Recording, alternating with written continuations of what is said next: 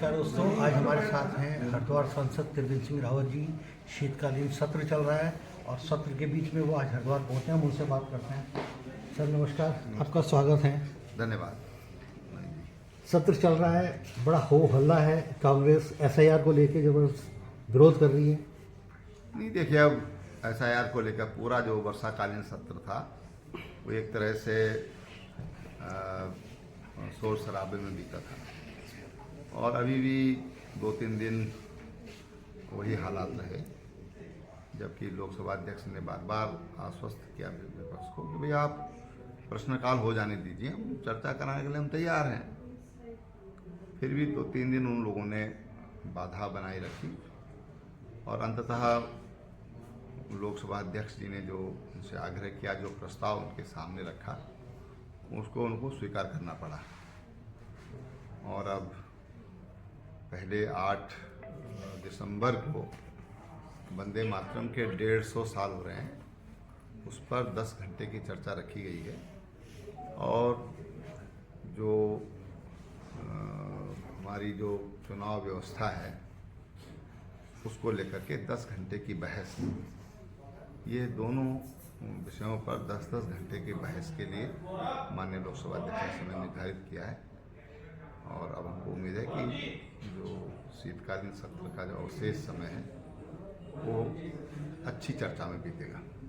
बिहार चुनाव के बाद जिस तरह से कांग्रेस पूरी तरह पराजित हुई है, लगातार वो सरकार को घेरने का प्रयास कर रही है, सदन में भी और सड़क पर भी। घेरते तो बहुत अच्छी बात थी और विपक्ष का अवसर होता है विपक्ष के पास कि जब लोकसभा हो चाहे विधानसभा हो, तो प्रश्नकाल के दौरान, शून्यकाल के दौरान या नियमों के तहत, चर्चा के तहत वो सत्ता पक्ष को घेर सकते हैं या घेरने का प्रयास कर सकते हैं। लेकिन विपक्ष ने ये कुछ नहीं किया, ये दुर्भाग्यपूर्ण है। चर्चा होती जब सत्ता पक्ष, लोकसभा अध्यक्ष बार बार कह रहे हैं कि हम चर्चा के लिए तैयार हैं, तो वो तैयार ही नहीं हुई है। तो अब उन्होंने देख लिया कि बिहार में क्या हालत हुई है, वही हालत आगे चल करके न हो जाए, तो अब उन लोगों ने लोकसभा अध्यक्ष का प्रस्ताव स्वीकार किया है। चलो, देर से आए दुरुस्त आए। लक्सर में भी आपने ट्रेन के एक स्टॉपेज की व्यवस्था की। हाँ, लक्सर वासियों की बहुत लंबी डिमांड थी, मुझे लगता है कि पिछले 5-1 साल से, और कुछ ट्रेन वहाँ पर रुक नहीं रही थी। तो अभी कुछ दिन पहले यहाँ के कुछ सामाजिक लोगों के साथ और अपने पार्टी कार्यकर्ताओं के साथ हम रेल मंत्री जी को मिले थे और अब 2 ट्रेन का स्टॉपेज यहाँ पर हुआ है। मुझे लगता है कि उससे जो हमारे जो वहाँ पर रेलवे स्टेशन पर जो चाय पिलाते हैं, छोटे मोटे जो खाना बना खिलाते हैं, बुक्स बेचते हैं, पानी पिलाते हैं, ऐसे तमाम लोगों को फ़ायदा होगा और जो यात्री बाहर से आते हैं उन यात्रियों के लिए भी सुविधा होगी। 2027 का अर्ध कुंभ, जिसको कुंभ के रूप में इस बार सरकार मनाने जा रही है, और संतों की एक पहली बैठक थी, उसमें आपकी नहीं, देखिए, मुख्यमंत्री जी का स्टेटमेंट पढ़ रहा था कल, उन्होंने भी अर्ध कुंभ ही कहा है। और हमारी परंपरा है जो सैकड़ों वर्षों से चल रही है, उस परंपरा को ही आगे बढ़ाया जा रहा है। तो आखिर किसी के कहने से या मेरे कहने से कोई बात नहीं होती है। जो परंपरा है, एक उसकी बहुत लंबी विरासत है, उस विरासत को और मजबूत करने का काम सरकार करेगी, संतों से बातचीत करके और संतों के साथ बैठकर ही इन सारे विषयों पर फैसले होते हैं। नहीं, चल रहा है, अभी हम लोग बैठ रहे हैं, काफ़ी कुछ तो हुआ है यहाँ पर। अभी जैसे ये जो बहादुराबाद से जो एलिवेटेड रोड्स का है, जो छूट गया था कहना चाहिए, जो बहुत बड़ी ज़रूरत थी, वो हो रहा है। आपका रिंग रोड का काम लगभग पूर्णता की ओर है। चंडी घाट का जो दूसरा पुल है वो बन गया है। अब हमारे सामने जो